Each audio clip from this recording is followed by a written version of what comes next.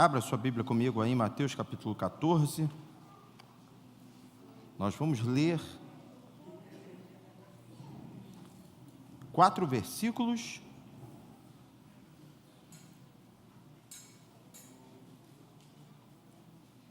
em 4 livros diferentes. Certo? Podemos? Primeiro, Mateus capítulo 14, versículo 14. Quem já achou, diga amém. Quando Jesus saiu do barco, viu a grande multidão e teve compaixão dela e curou os enfermos. Repita comigo, teve compaixão dela e curou os enfermos. Agora abra comigo em Marcos capítulo 6, versículo 34. Ainda facilitei para você, deixei na ordem. Mateus, Marcos, Lucas e João. Marcos 6,34 diz assim: quando Jesus saiu do barco, viu a grande multidão e teve compaixão dela, pois eram como ovelhas sem pastor. Então começou a lhes ensinar muitas coisas. Repita comigo, teve compaixão dela, pois eram como ovelhas sem pastor. Então começou a lhes ensinar muitas coisas. Lucas capítulo 9, versículo 11. Evangelho segundo escreveu Lucas, capítulo 9, versículo 11. As multidões descobriram seu paradeiro e o seguiram. Ele as recebeu, ensinou-lhes a respeito do reino de Deus e curou os que estavam enfermos. Repita comigo, eles a recebeu, ensinou-lhes a respeito do reino de Deus e curou os que estavam enfermos. Último capítulo, último verso, João capítulo 6, a partir do versículo 1. Os 3 últimos versículos que leremos juntos. Evangelho segundo escreveu João, capítulo 6, a partir do versículo 1. Quem já achou, diga amém. Depois disso, Jesus atravessou o mar da Galileia, conhecido também como mar de Tiberíades. Uma grande multidão o seguia por toda parte, pois tinham visto os sinais que ele havia realizado ao curar os enfermos. Então Jesus subiu a um monte e sentou-se com os seus discípulos. Repita comigo. Então Jesus subiu a um monte e sentou-se com os seus discípulos. Só até aí você pode se sentar. Glória a Deus. Bem, nós lemos aqui sobre o início da multiplicação dos pães e peixes, segundo a ótica, segundo a perspectiva de cada um dos evangelistas. Bem, o contexto é que Jesus havia sido informado acerca da morte do seu primo, João Batista. João Batista havia sido decapitado, e essa informação tinha chegado até o Senhor Jesus, e apesar dele ser 100% Deus, ele também era 100% homem, e natural que uma notícia como essa abalasse o seu coração, mexesse com as suas estruturas. A Bíblia nos mostra, por exemplo, na enfermidade e morte de Lázaro, Jesus chorando, porque ele tinha um amor muito grande por Lázaro. E não seria diferente aqui com João Batista. A partir dessa informação, quando chega até Jesus essa notícia, a Bíblia diz que ele então chama os discípulos para irem com ele para um lugar à parte, para um lugar mais tranquilo. Por exemplo, em Marcos capítulo 6, verso 31, diz assim: Jesus lhes disse, vamos sozinhos até um lugar tranquilo para descansar um pouco, pois tanta gente ia e vinha, que eles não tinham tempo nem para comer. Jesus estava vindo numa batida ministerial muito forte, ministrando e abençoando muitas pessoas, e aí já seria compreensível que ele precisasse de um tempo para ele, para os seus discípulos. Diante da notícia da morte de João Batista, isso então fica ainda mais compreensível. Ele chama seus discípulos, ele diz assim: vamos entrar no barco e vamos para um lugar à parte, para que a gente possa realmente descansar um pouco, para que a gente possa comer. Mas, como a gente leu aqui, por exemplo, em Lucas 9:11, as multidões descobriram o paradeiro de Jesus. Elas descobriram, as pessoas descobriram que Jesus havia entrado num barco. E como Jesus já tinha operado muitos milagres, pessoas que ainda estavam à espera de um milagre, pessoas que ainda queriam uma bênção, elas então perseguem ao Senhor Jesus. A Bíblia fala que elas chegam na frente de Jesus, elas preveem para onde Jesus está indo e elas antecipam a chegada de Jesus. Quando Jesus chega, né, já tem uma multidão, já está lotado, né? Eu fico imaginando, sabe, né, humanamente falando, uma certa frustração de Jesus. Caramba, eu precisava só de um tempinho, eu só precisava descansar um pouquinho. Até porque, e aí no caso de Jesus faz todo sentido, né? Mas, bem, não estou me comparando, lógico que eu não estou me comparando, mas nos dias atuais, no caso de um pastor, né? Às vezes as pessoas, elas chegam até a nós pedindo uma oração com uma expectativa de que a gente vá resolver o problema. E a gente não tem esse poder. A gente ora, a gente pede a Deus, e se Deus tiver misericórdia, se for o tempo de Deus, se for o momento, né, então a gente, pela misericórdia, vê o milagre acontecendo, mas não é sempre que isso acontece. E tem gente que acaba se frustrando, porque ela gera uma expectativa e o milagre não acontece naquele tempo, naquele momento, e ela sai ainda chateada. Coloca até em dúvida, né, que pastor é esse? Esse pastor é meio fraquinho, porque o outro resolveria. E é um erro de pensamento terrível, porque não é esse pastor ou aquele que faz, é sempre o Senhor através da vida de alguém.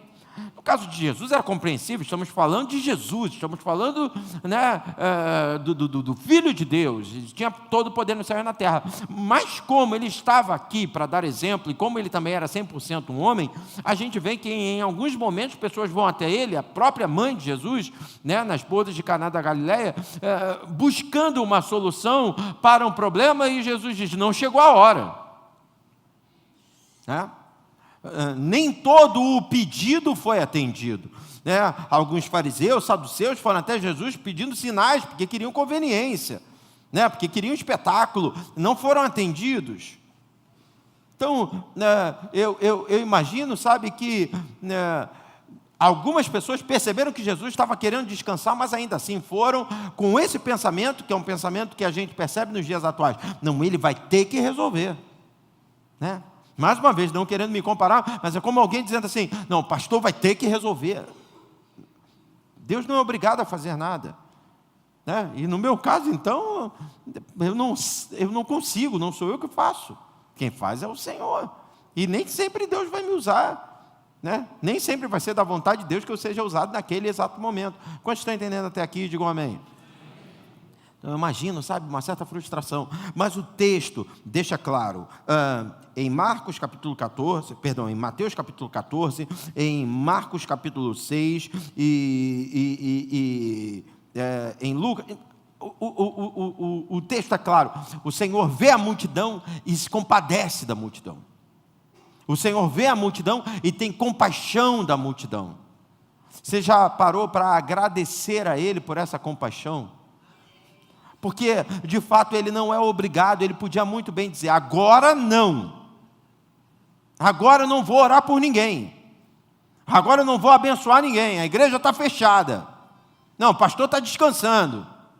Agora não. Me deixa chorar um pouquinho. Eu perdi meu primo agora. Estou vivendo um tempo de luto. Agora não. Mas é uma compaixão inexplicável. É algo que de fato nós não merecemos. Não é porque a gente é bonzinho, não é porque a gente é bonitinho. É um amor incondicional, né? É a graça, como a Bíblia fala, né?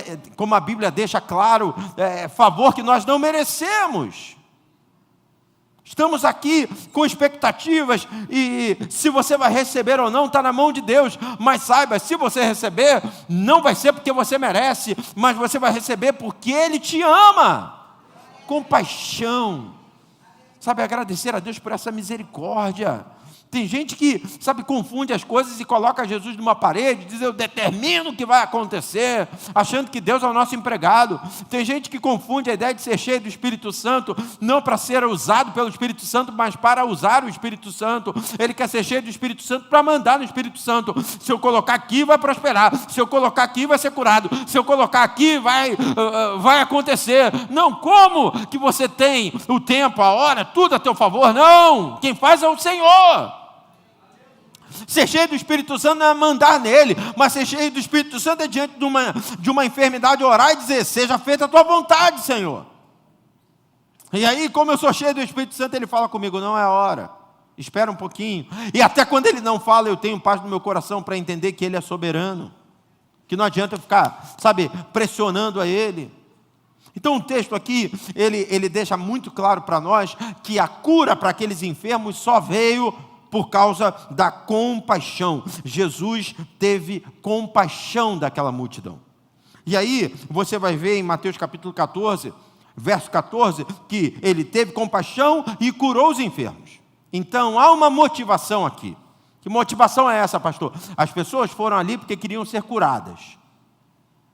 E nós não vamos ser ingênuos de achar que todo mundo vem à igreja para adorar ao Senhor. A maioria vem à igreja para ser abençoado. A maioria vem à igreja para alcançar alguma coisa. Pastor, é errado? Não, não é errado, mas talvez não seja a melhor escolha, a melhor opção. A melhor opção seria vir para adorar ao Senhor. Mas ele teve compaixão da multidão lá no passado, ele tem compaixão da multidão nos dias atuais. Pessoas que estão atrás de uma bênção, de uma cura, e ele tem compaixão e ele cura, ele abençoa. Agora, você vê que essa informação, ela não é a mesma de acordo com o relato de cada um dos evangelistas. Mateus diz que ele teve compaixão e curou os enfermos. Já Lucas diz que ele teve compaixão e então começou a ensinar muitas coisas. Aqui em Lucas não tem nenhuma citação, perdão, em Marcos. Mateus fala que ele curou os enfermos, em Marcos diz que ele teve compaixão e começou a ensinar muitas coisas. Em Marcos nós não temos citação nenhuma de cura, não temos. Aí quando você vai para Lucas, Lucas fala que as duas coisas acontecem. Ele recebeu, ensinou-lhes a respeito do reino de Deus, ou seja, ensinou e curou os enfermos. Então, nós temos a clareza de que ele curou enfermidades. Mas há uma outra coisa aqui sendo destacada. Além de curar os enfermos, ele também ensinou a palavra. Você pode repetir comigo? Além de curar os enfermos, Jesus ensinou a palavra. Em João, não diz nem que ele curou. Não, em João diz que ele curou. Diz assim, uma grande multidão seguia. Não diz não. Diz que a multidão seguia porque tinha visto os sinais que ele fazia realizando curas. Já tinha visto os sinais. Mas quando encontra com Jesus, João não fala nem de cura e nem de ensino. João só diz assim, então Jesus subiu ao monte e sentou-se com os seus discípulos. Bem, ou seja, a gente pode então criar um mapa dessa história. Jesus está vindo no barco, do barco ele vê uma grande multidão, ele atraca o barco e ele passa pela multidão, ele sobe ao monte e ele se senta com seus discípulos, porque não adianta, se você quer receber alguma coisa de Deus, mesmo ele tendo compaixão de você, não vai ser na base da pressão, vai ser no tempo dele, vai ser na hora dele, e vai ser com organização. Quem entende aqui, diga amém. A bênção de Deus não vem a partir de uma disputa. Não é igual, quando num jogo de futebol, o time campeão, o time vencedor, vai até a arquibancada e o jogador principal tira a camisa e joga e fica aquelas... Jesus nunca vai fazer isso. Jesus nunca vai pegar uma camisa e jogar assim, vamos ver quem pega aí. Não.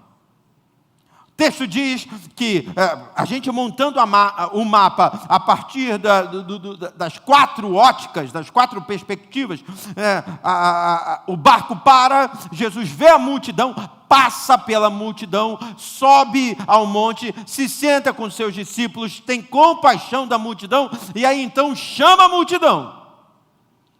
E aí essa multidão chega até Jesus porque quer ser curada. E o que Jesus faz?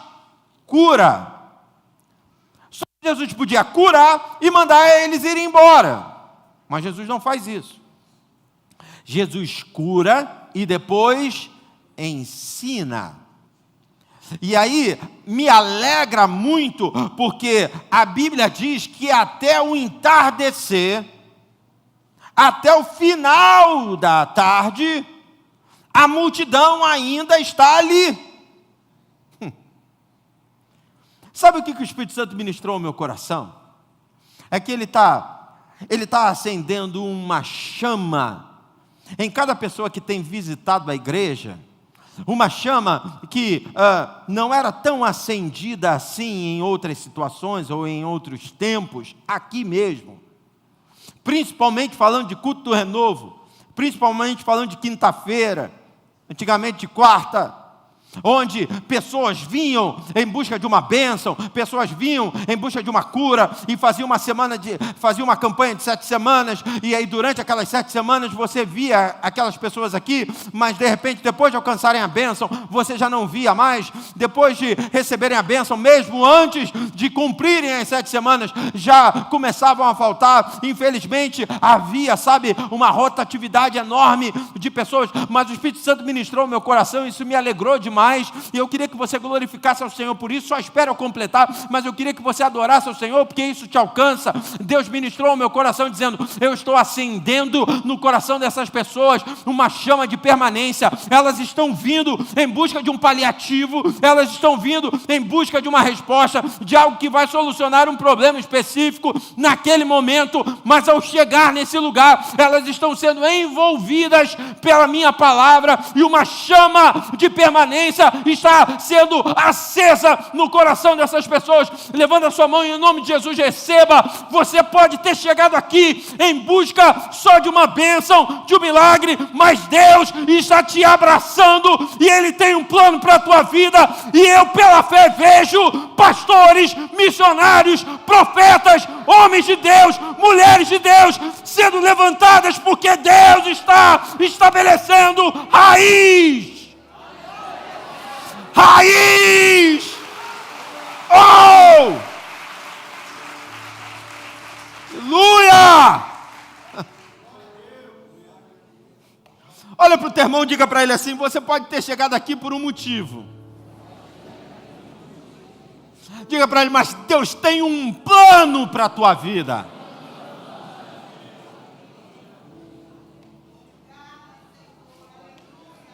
Se você estava com medo de ficar, porque tem gente que eu fico lá, esse negócio de ir para a igreja, acaba ficando lá, sabe? Eu não quero, negócio de crente, não é para mim, eu vou lá, mas que não sei o quê. Se você estava ficando com esse medo, fique com mais medo ainda.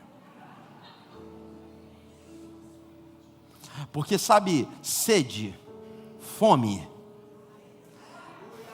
algo incontrolável, necessidade, eita. E se deixar de vir, irmão, vai ficar com o teu coração agitado. Deixar de vir, vai ficar com a mente meio bagunçada. Pardal encontrou casa, a andorinha encontrou o ninho, eu encontrei os altares do Senhor. Esse lugar é a tua casa, é a habitação. Oh meu Deus, é como Davi uma vez escreveu: e habitarei na casa do Senhor todos os dias da minha vida.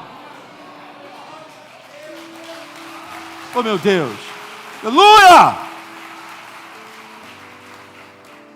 Eles foram para serem curados, mas ficaram porque a palavra pegou eles.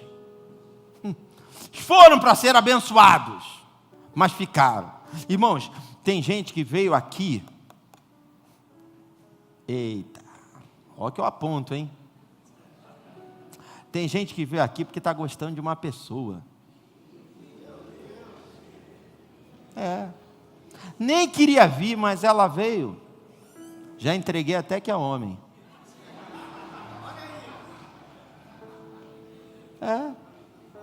Está aqui. Vamos fazer um negócio? Não vou te apontar não. No final você me procura aqui para eu orar por você.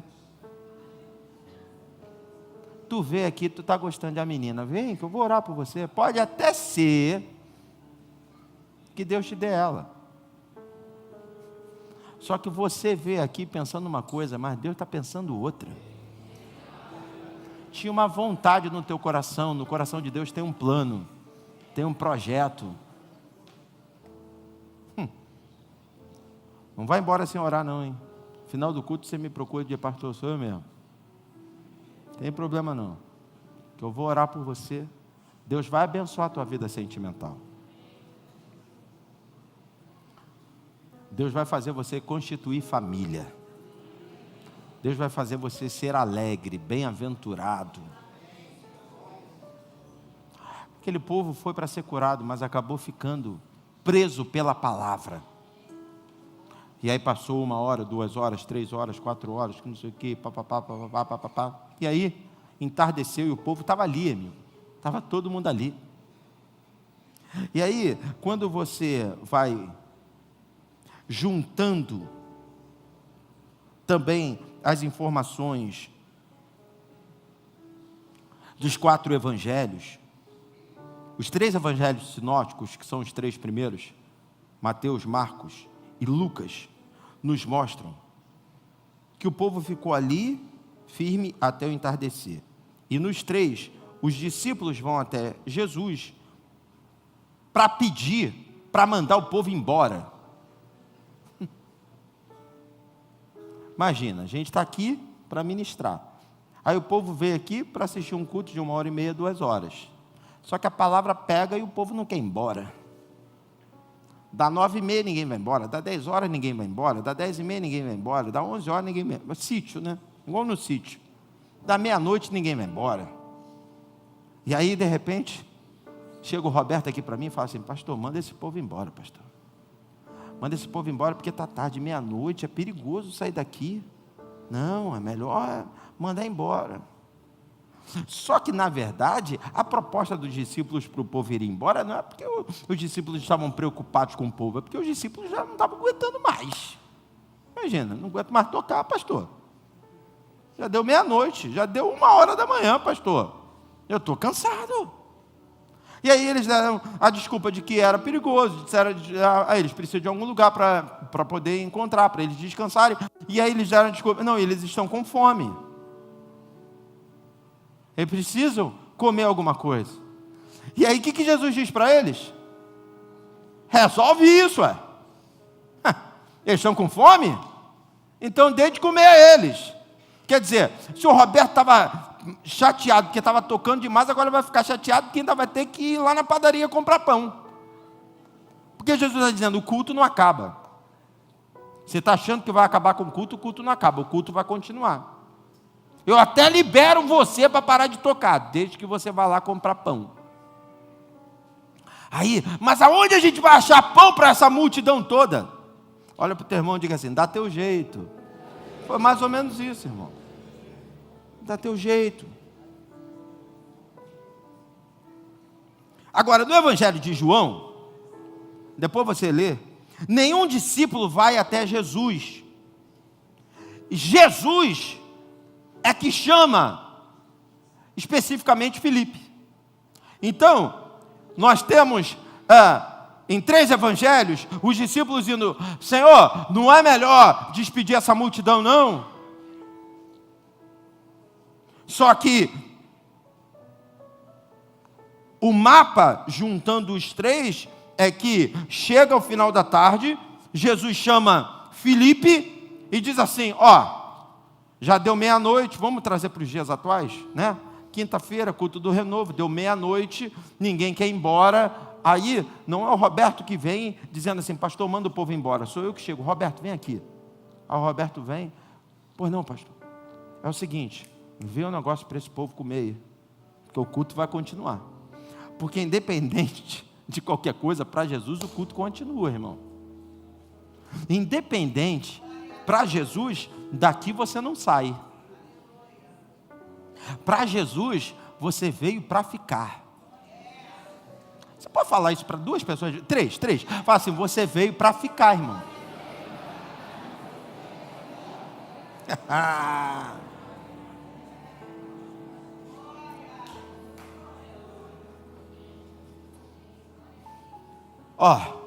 arruma aí, arruma alimento.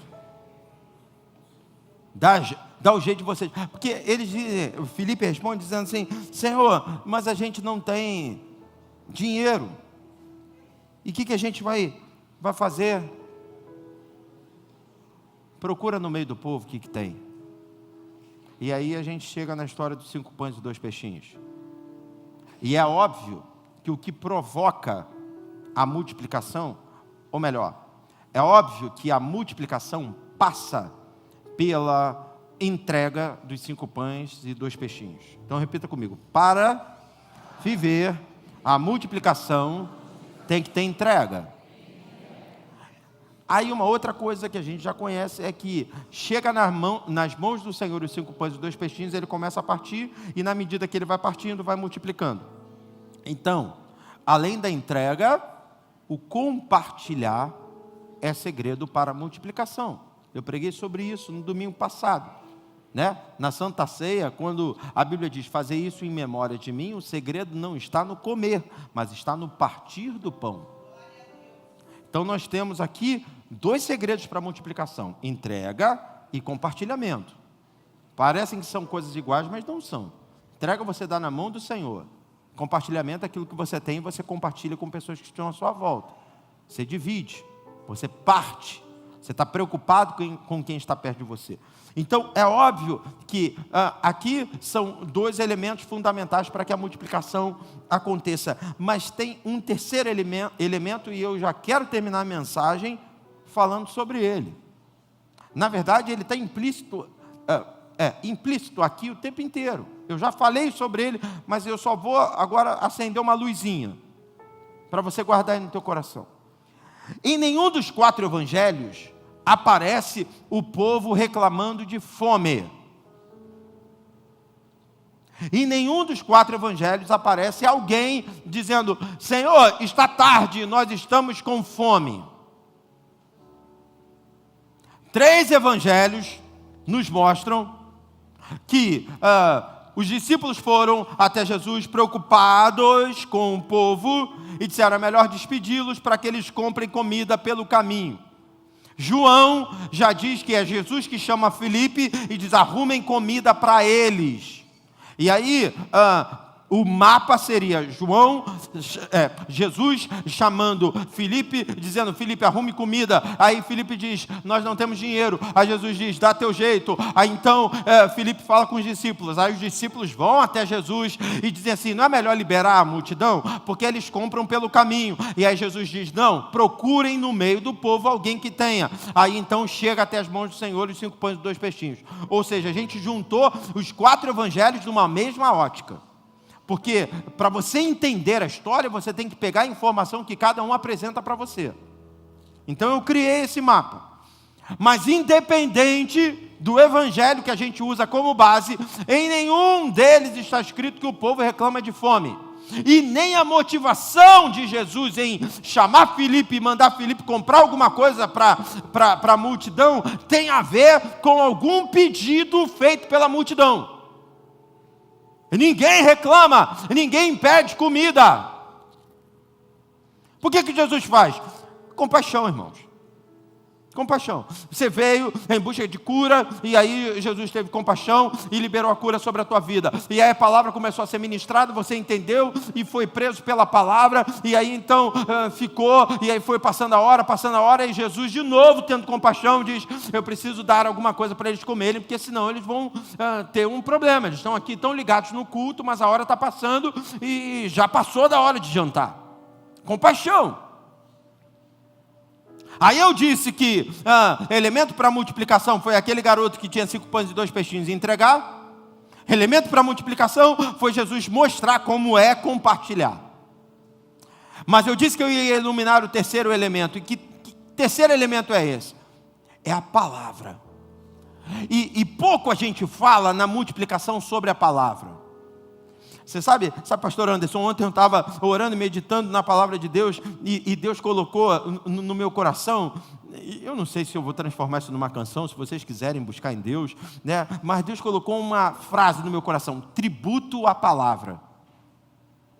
Sabe, como se fosse uma homenagem à palavra, como se fosse, assim, pegar a palavra de Deus e colocar ela num lugar de importância. A Bíblia não contém a palavra de Deus, a Bíblia é a palavra de Deus. E estudar a palavra e se alimentar da palavra é um negócio que não tem preço. É o que eu falei na hora da oferta, não é preço, é valor. Às vezes a gente não para agradecer a Deus pelo contato, pelo acesso que a gente tem à palavra. E não é só a palavra, é esse ambiente de culto. Isso aqui não tem preço, irmãos. Estar aqui é um privilégio. A gente só está aqui porque o diabo perdeu. Porque se dependesse do diabo, nós não estaríamos aqui. A gente só está aqui porque a venda caiu dos nossos olhos. Valorize. Então, é um tributo à palavra, é um tributo à comunhão, é um tributo à igreja, é um tributo ao culto, é um tributo à congregação. E aquele povo entende isso, porque depois da cura eles podiam ir embora, mas eles não foram. E não foram por quê, pastor? Porque estava muito bom estar ali. Mas quantos de nós recebem um milagre e não voltam? Quantos de nós recebem o milagre e não se aprofundam na palavra? Toda quinta-feira eu digo, domingo nós temos escola bíblica dominical. Quantos de nós voltam no domingo? Quantos de nós se esforçam para estudar a palavra de Deus? E aí, a notícia que eu tenho para te dar é que se eles fossem em busca da cura, fossem curados e fossem embora, eles levariam a cura, mas jamais experimentariam da multiplicação. Você entendeu? E aí cura uma enfermidade aqui, mas pode aparecer uma outra ali. Multiplicação tem tudo a ver com a palavra. Não tem como desassociar. Multiplicação tem tudo a ver com igreja. Multiplicação tem tudo a ver com culto, com estar na casa do Senhor. Coloca para mim aí no telão aí para a gente poder terminar. Livro dos Salmos, capítulo 1. Estamos falando de multiplicação. Estamos falando de prosperidade. Estamos falando de provisão. Todo mundo conhece, né? Livro dos Salmos, capítulo 1. Feliz é aquele que não segue o conselho dos perversos, não se detém no caminho dos pecadores, e nem se junta à roda dos escarnecedores ou zombadores. Verso 2, por favor. Pelo contrário, tenho prazer na lei do Senhor. Repita comigo, lei do Senhor. Fala para o teu irmão, palavra. Pelo contrário, tenho prazer na lei do Senhor e nela medita de dia e de noite. A gente nem pede isso, hein, irmãos? A gente nem fala de escola dominical de dia e de noite, não. A gente só fala de escola dominical de 9h30 a 10h30. Adolescentes, 9h30 a 10h30 só. Jovens, 9h30 a 10h30 só. Homens, mulheres, 9h30 a 10h30 só. Músicos, cantores, 9h30 a 10h30 só. Vamos pegar no tranco, porque a gente começa 9h30, 10h30, daqui a pouco a gente vai 10h30, 11h30, daqui a pouco 11h30, meio-dia e meia, 1h30, e daqui a pouco, sem perceber, você entra no carro e aí você quer ouvir a palavra, você quer cantar a palavra, você quer viver a palavra. É como um rio que flui. Você já foi curado, você já recebeu a tua bênção, mas você diz, deixa eu ficar nesse lugar todos os dias da minha vida. Não é assim que a música diz? Segue para mim. Ele é como árvore plantada junto às margens do rio. Olha aí, raiz, irmão. Estamos falando de raiz. Não é gente que vem, pega a bênção e vai embora. É gente que vem, pega a bênção, mas fica. Raiz plantada junto às margens do rio, que dá o seu fruto no tempo certo, suas folhas nunca murcham, e ele prospera em tudo o que faz. Olha para o teu irmão e diga assim: não é numa coisa aqui, numa coisa ali. Diga para o teu irmão: é tudo. Eu gosto daquela versão que diz: e tudo quanto fizer prosperará. Pastor, eu quero viver essa prosperidade. Você precisa de palavra, você precisa de igreja, você precisa de comunhão, você precisa de raiz. Chega de ficar vivendo ao vento. Salomão, ele diz assim: tudo o que os meus olhos me pediram eu dei a eles. Imagine, você olha: eu quero esse microfone, toma, é seu. Eu quero essa pedaleira, toma, é sua. Você passa no shopping: eu quero esse vestido, toma, é seu. Eu quero essa calça, toma, é sua. Tudo. Ele tinha dinheiro, muita riqueza, mas no final da sua vida, quando ele olhou para o closet, para o armário, para a garagem, quando ele viu os carros, quando ele viu as conquistas, ele disse: tudo é vaidade, é como correr atrás do vento. Porque não é isso que traz plenitude. O que traz a plenitude é a presença. E aonde ele manifesta a sua presença? Se 2 ou 3 estiverem reunidos em meu nome, ali estarei eu. Um tributo à palavra, um tributo à comunhão, um tributo à igreja, um tributo à celebração, um tributo ao culto. Chega de ser aventureiro. Chega de ser crente que vem aqui de vez em quando. Organiza a tua vida. Um casamento abençoado, filhos abençoados, netos abençoados, conta bancária equilibrada, despensa abençoada. Estamos falando de estabilidade. Só a comunhão com o corpo de Cristo, só a palavra traz essa estabilidade. Multiplicação, surpresa de Deus o tempo inteiro. Quando parece que não vai dar certo, de repente o céu se abre. Quando parece que não vai acontecer, de repente Deus vem e libera uma palavra. Você recebe isso sobre a tua vida? Diga amém. Fica de pé no teu lugar, nós vamos orar.